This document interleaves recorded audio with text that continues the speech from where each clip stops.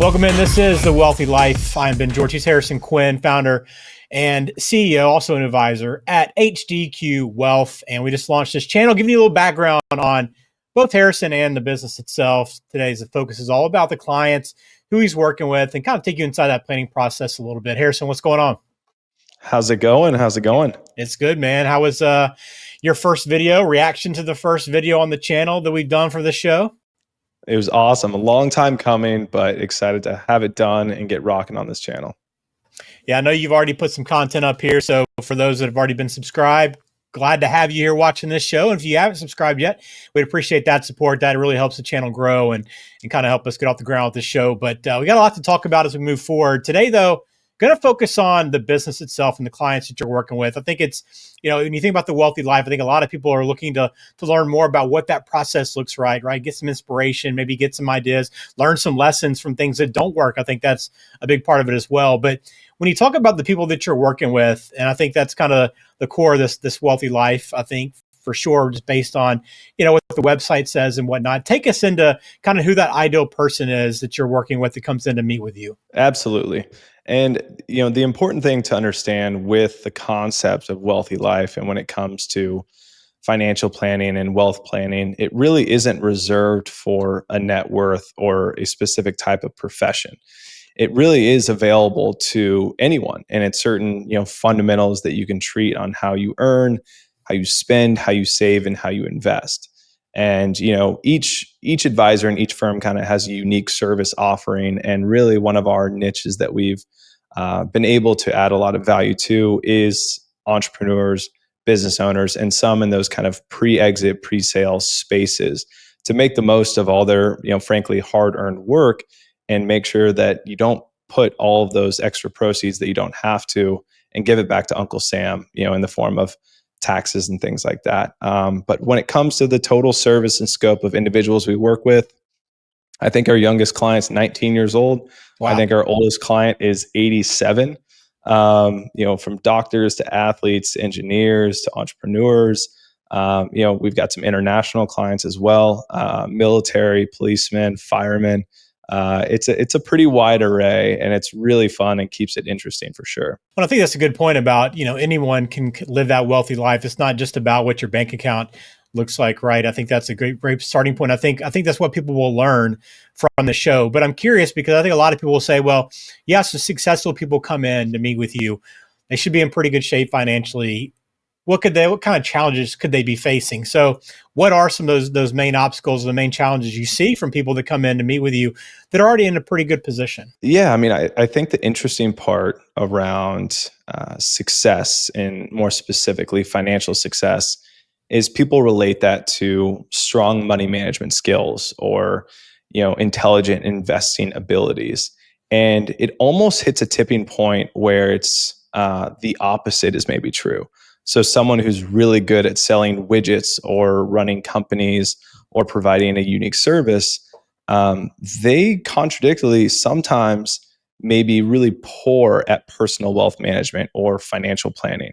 And so the ironic part is having the conversations with young to old to, starting to, very successful individuals is evaluating, where they fully are at and where they're trying to go, and really as eliminating and identifying and then eliminating the blind spots that they currently have.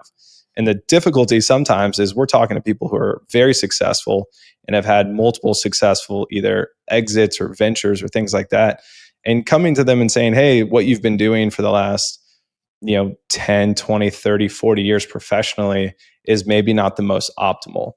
And some of the techniques and strategies when it comes to financial planning or wealth management or tax strategies are new. And there's a long list of fundamental investing strategies and things like that. With the investing old guys like Warren Buffett that are still true.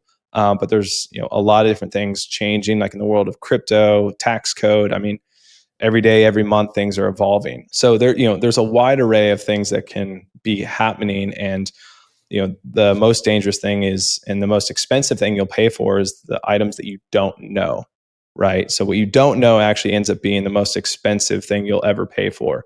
And the hope is that we catch those things that our clients don't know, and we fill in the blank. Yeah, I've never really heard it put that way, but that does make a lot of sense. I know that's where a lot of the value of working with a professional comes from, is helping you identify those things you don't know and you can't prepare for on your own because you're just not aware of them. So that's really Sure. interesting. Where do you stand out in terms of HDQ wealth? I mean, I know you're a little bit of a different background for most advisors, right? But your process, how you help people, your practice, what makes it different than other places? Yeah, it's beginning with the framework of how we are registered and how we are set up, and where our loyalties lies and where our motivations lies. So, a lot of people don't understand the framework of different types of banks and wealth management firms and insurance companies and broker dealers and all these things. And to put it simply, we're the most independent possible. And why that's good for us as advisors and why that's great for the client is our motivations are only for the utmost success of the end client. We're not reporting to banks, we're not reporting to shareholders, anything like that. And so, from the framework, and that's really why I built this firm out of frustration with the industry, because people had motivations and incentives in all these different places, and really, the job and the goal is to better the client and serve the client. And so, I believe that we've created here one of the best firms and capabilities to serve the client at the highest level. And with that, our boutique size and scale allows us to have a very personal touch with the end client, with giving us the resources with the best and brightest minds in the industry when it comes to really any other facet. So we're very flexible, and we also have a wide range of strategic partners because of our independent nature. Well, take us in the planning process a little bit. Obviously, you don't have to go into it in a ton of detail, but just kind of what it looks like from start to finish, and how you work with someone to help build something that's customized to them to help them reach those goals to live that wealthy life. Yeah, and it's a little bit what I said before, and not to oversimplify it, but it's really getting a full grasp and understanding of where people currently are, age, profession, income, expenses, assets, liabilities, what they're responsible for, children, businesses, tax liabilities, things like that. And then where they want to go, from a retirement standpoint, from a future goal standpoint, from a family growth standpoint, a business exit standpoint, and then helping find the most efficient path there. And we truly call the process a holistic financial planning process, to where we take everything into consideration. And I think even yesterday morning, we were having a call with a teacher, and she's talking about the trips she's going to take, and what she's going to buy, and how she's going to be able to make these things happen. And those are what people actually care about, achieving these different types of goals. They don't necessarily want a big pile of money or the highest dollar amount. Some people do, but most people who are aware of their surroundings and the value of living and accomplishing and achieving these things, it's not always about having the biggest pile of money, and it's not always about a dollar amount. It's, can I do the things that I want to do? Can I help the people I want to help? And can I provide for the next generation in an efficient fashion, so that I can not be working my entire life or be worried about where every dollar is? And at the end of the day, our role, in my opinion, is to provide and give financial confidence to our clients and give them back time to live more. And hopefully that is living wealthy. Well, is that how you measure success then? Because I know that, for a lot of people, they just think, well, if I have this amount of money, or if my bank account reaches this number, I'm successful. And, if I'm able to retire, that's success. But are you able to measure that success a little differently because it's about giving back that time? Yeah, and that's where I think, frankly, some of the services we provide and some of the clients we work with, you know, is more handholding and does take a little bit more time and care, to where it's not as repeatable because you're truly working uniquely with each client. And that's where I think we do have, a competitive advantage over larger firms, to where you're working with your principal advisor, you're talking about your goals, and you're really meeting those each time. And it's not necessarily achieving the largest pile of money, or retiring the quickest, or anything like that, because even then we have some clients who have the financial ability to retire or not work anymore. But what are you going to do then? What does your life look like then? And so it's asking those real questions, where, Are you going to golf 36 holes a day? And is your wife going to be pissed off that you're at the house, just bothering her with whatever she's doing?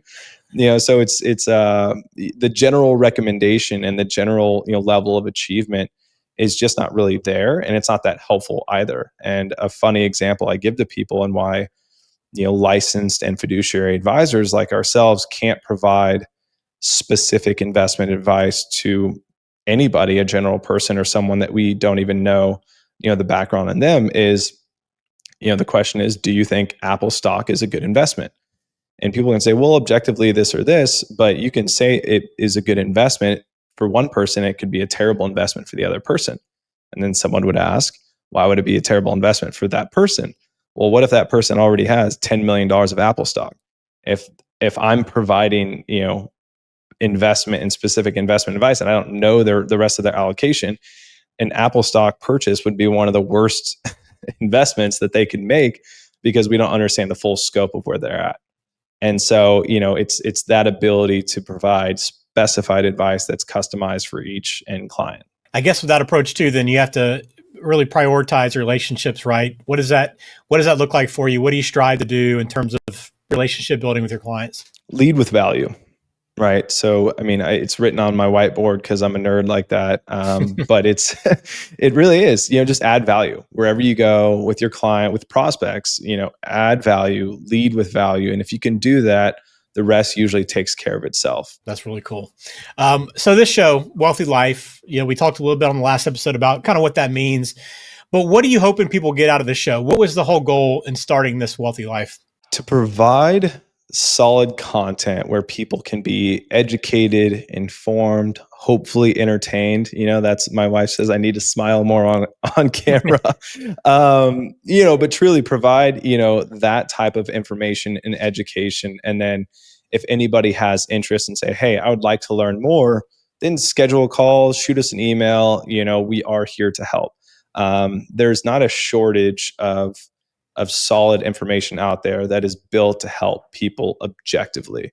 And that really is what this is, for our clients to stay attached to us, what we believe in, learn more about the fact that I was a male cheerleader at university. It's important, right? Because a lot of individuals who are managing people's one of their most important assets in their life, which is their financial plan and their retirement accounts, don't know much about their financial advisor, don't know much about the money manager behind the actual portfolio or whoever's managing their financial plan. And that's a cool part to where myself, our firm, is to create that relatability for individuals to say, hey, this is the person that I like, the person that I trust, the person that I relate to, and keeping that connectivity.